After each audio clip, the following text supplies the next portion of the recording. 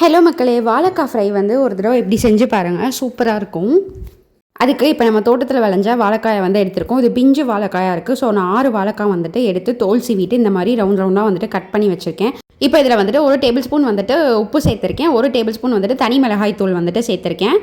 இதை வந்துட்டு நல்லா குலுக்கி ஒரு ½ அன் ஹவர் வந்துட்டு ஊற வச்சிடலாம்.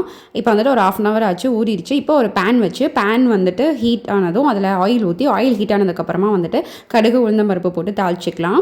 தாளிச்சிட்டு நம்ம கலந்து வச்சுருக்கிற வாழைக்காவை வந்துட்டு இப்போ இது கூட சேர்த்துக்கலாம். வாழைக்காய் சேர்த்ததுக்கப்புறமா ஒரு 1/4 டேபிள் ஸ்பூன் வந்துட்டு மஞ்சள் தூள் வந்துட்டு ஆட் பண்ணியிருக்கோம். அதுக்கப்புறமா 2 பூண்டு வந்து தட்டி போட்டிருக்கோம் வாய்வுனால. ஸோ 2 பூண்டு வந்து தட்டி போட்டுக்கலாம்.